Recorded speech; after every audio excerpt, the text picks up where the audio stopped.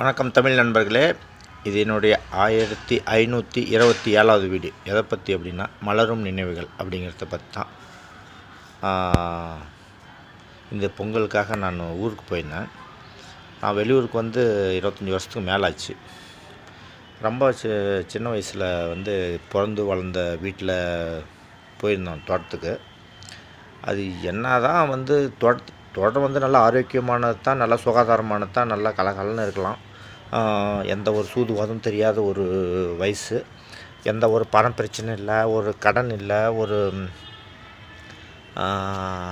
Fees கட்ட தேவையில்லை, வாடகை கட்ட தேவையில்லை, எந்த பிரச்சனையுமே இல்லை. அந்த மாதிரி வயசில் வாழ்ந்த ஒரு இடம். அப்பா விவசாயம்தான். அதில் வளர்ந்த சூழல் தான் அந்த வீட்டுக்கு போயிருந்தேன் நான். என்ன இருந்தாலும் வந்து அந்த பழைய இது வரும்போது அந்த ஞாபகம் வந்துடும். கண்ணெல்லாம் அப்படியே கலங்கிடுச்சு அந்த இடத்துக்கு போகும்போது. வருஷம் வருஷம் போவேன். இந்த ட்ரிப்பு பசங்க பிள்ளைங்கள்லாம் கூப்பிட்டு போயிருந்தேன் நான்.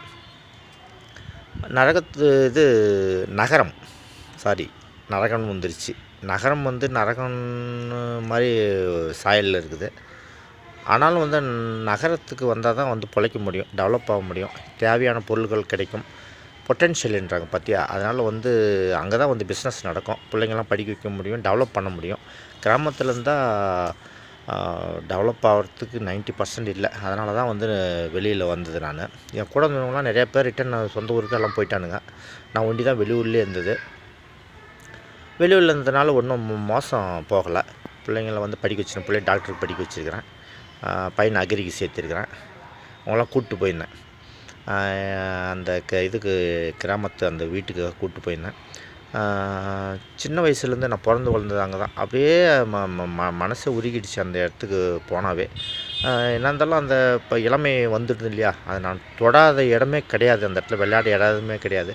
நீங்களும் சரி, யார் எங்கே வெளியூருக்கு எங்கே போனாலும் சரி, பிழைக்கிறதுக்காக முன்னேறத்துக்காக எங்கே வெளியூர் போனாலும் சரி, பூர்வீகம் சொந்த ஊர் நானும் மட்டும் மறந்துடாதீங்க. பழைய நண்பர்கள், கிளாஸ்மேட்டு பாருங்கள். அந்த காலேஜ் படிக்கிறவங்க, இந்த 1வது 2வது படிக்கிறவங்க 5வது வரைக்கும் வந்து எங்கே போனாலும் சொந்த ஊரில் இருப்பானுங்க. அங்கே போய் மீட் பண்ணலாம். 10வது வரைக்கும் கூட எங்கள் சொந்த ஊர் தான் ஸ்கூலு. அதுக்கு மேலே போனாவே அந்த ஃப்ரெண்ட்ஷிப் கட் ஆகிடும். வெளியூரில் போய் தங்க வேண்டியிருக்கும். காலேஜ் படித்தா சுத்தமாக கான்டாக்டே எல்லாம் போயிடும். அப்படியே பிரிஞ்சு போயிடும். ரொம்ப ரேராக தான் இருப்பாங்க ஃப்ரெண்ட்ஷிப்பு. ஆனால் சொந்த ஊருக்கு போனால் தான் அந்த பழைய கூட்டாளிங்க, கிளாஸ்மேட்லாம் அப்படியே இருப்பானுங்க. இப்போயும் அந்த கிளாஸ்மேட் பசங்கள்லாம் பேரிட்டு கூப்பிட்டு பேசிக்குவோம். இது வந்து யார் எங்கே வெளியூருக்கு போனாலும் சரி, உங்கள் சொந்த ஊர், பிறந்த மண், பிறந்து வளர்ந்த அந்த இடத்த மட்டும் மறந்துடாதீங்க. அங்கே நேரடியாக போயிருக்கிறத பற்றி ஒரு பதிவு தான் இது. பொங்கல் பண்டிகைக்கு எங்கள் ஊரில் சேலத்தில் இருக்கிற கிராமத்தில் இருக்கிற அந்த தோட்டத்துக்கு போயிருந்தோம். எங்கள் பையன் பொண்ணையெல்லாம் கூப்பிட்டு போயிருந்தோம். 10 வருஷம் கழித்து அவங்களெலாம் இப்போ தான் கூப்பிட்டு போயிருந்தேன். நான் இடையில போவேன், வருஷம் ஒரு டைம் போவேன். கூப்பிட்டு போயிருந்தேன். அந்த வீடெலாம் அப்படியே ஒழிஞ்சிச்சுங்க. அப்போ தந்தை இழப்புக்கு பிறகு மலரும் நினைவுகள் என்றைக்கும் மறக்க முடியாது. 20 வருஷம் அந்த இடத்துல நான் பிறந்து வளர்ந்து இல்லைன்னா ஓடி விளையாண்டுருப்பேன். எப்படி இருக்குன்னு நினச்சி பாருங்கள். யாராகலாம் இருக்கட்டும், அந்த பழைய இடத்துக்கு பிறந்து வளர்ந்த இடத்துக்கு போனாவே அந்த குழந்தைத்தனம் வந்துடும். அதனுடைய மனசு யாருக்காக இருந்தாலும் இறங்கி உருகி அந்த குழந்தை மனம் வந்துடும் அந்த இடத்துல. உங்களுக்கும் இந்த மாதிரி ஒரு நினைவுகள்லாம் வரும். பழைய இடத்த மறந்துடாதீங்க.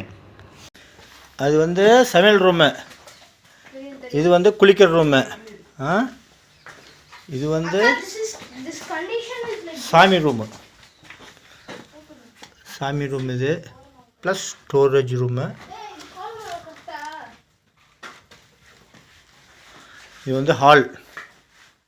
இது வந்து என்னுடைய பர்சனல் ரூம். இங்கே தான் வந்து நான் சின்ன வயசில், இதுதான் பீரோ, என்னுடைய பீரோ. இப்போ தான் அது கல்டு விழுந்துச்சு. என்னுடைய பீரோ இதில் தான் என்னுடைய திங்ஸ்லாம், பொருள்லாம் வச்சுக்குவேன். அதில் தான் என்னுடைய துணியெலாம் மாட்டி வைப்பேன். மலரும் நினைவுகள். அப்படியே எப்படி ஆயிடுச்சு பாருங்கள்.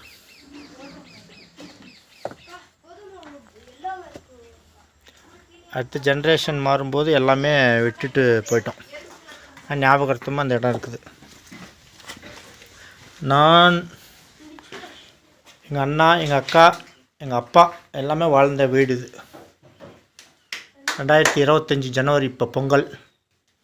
1971 இந்த வீடு கட்டினது. 81, 91, 2001, 11, 21, 21, 25 54 வருஷம் ஆச்சு.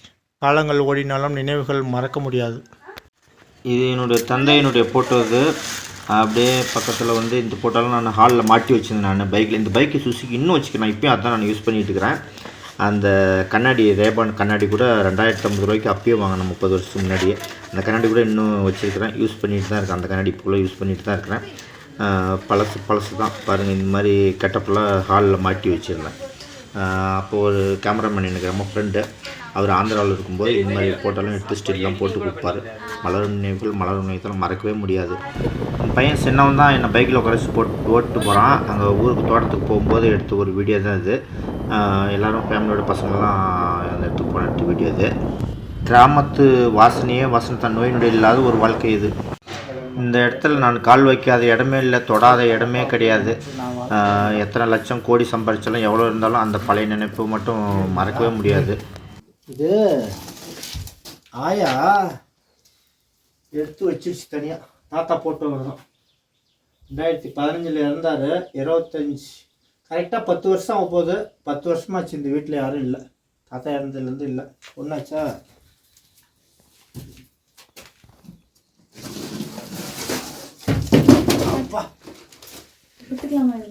எடுத்துக்கலாம். இதுதான் வந்து கண்ணாசார். இது இப்போ இந்த வண்டி தானே ஆந்திராவில் இருக்குது? இதே வண்டி தான் ஆந்திராவில் இருக்கிறது. அதே ஃபோட்டோ தான் இங்கே இருந்துச்சு.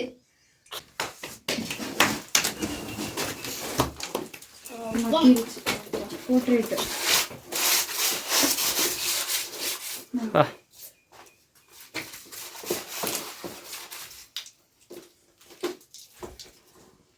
25 வருஷம் 26 வருஷம் ஆச்சு கல்யாணம் ஆகி.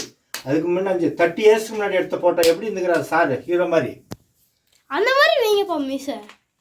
அது மாமூல் மீசப்பா. பரவாயில்ல, அந்த மாதிரி வைங்க. அதெல்லாம் வயசுக்கு தகுந்த மாதிரி தான் வைக்க முடியும், அதே மாதிரி எல்லாமே வைக்க முடியுமா? அது ஒரு சீசன். நீங்கள் வந்து பணத்துக்காக சம்பாதிக்கிறதுக்காக வெளியூருக்கு போனாலும் பழைய நினைவுகள் மட்டும் மறந்துடாதீங்க. சொந்த ஊர், சொந்த நண்பர்கள். நான் எப்போ போனாலும் நான் பழைய நண்பர்கள் எல்லாத்தையும் சந்திப்பேன். உங்களுக்கும் இது ஒரு நினைவாக இருக்கும். நன்றி. இந்த பதிவு நிச்சயமாக உங்களுக்கு உபயோகமாக தான் இருக்கும். இது வந்து ஒரு தனிப்பட்ட என்னுடைய இதாக இருந்தாலும் உங்களோட ஒவ்வொருத்தரோட வாழ்க்கையில் அந்த ஒரு நினைவுகள் இருக்கும் இல்லையா? யார் எங்கே வெளியூருக்கு போனால், வெளிநாட்டுக்கெல்லாம் போகிறாங்க, ஆனாலும் அந்த பிறந்து வளர்ந்த அந்த இடத்த அந்த இதுக்கெல்லாம் நான் போனால் இப்போயும் வந்து இந்த 1வது 2வது படித்து 3வது வரைக்கும் படித்த ஸ்கூல்லாம் போய்ட்டு அப்படியே பார்ப்பேன். இன்னும் அந்த ஓட்டு வீடோடு அப்படியே இருக்குது. அதெல்லாம் ஒரு ஞாபகம் இல்லையா? ஒரு மன நிறைவு இல்லையா? இது மாதிரி உங்களுக்கும் இது மாதிரி ஒரு உணர்வுகள்லாம் இருக்கும். இது மாதிரி ஒரு நல்ல ஒரு உபயோகமான தகவலோடு சந்திக்கிறேன். அடுத்து நன்றி, வணக்கம்.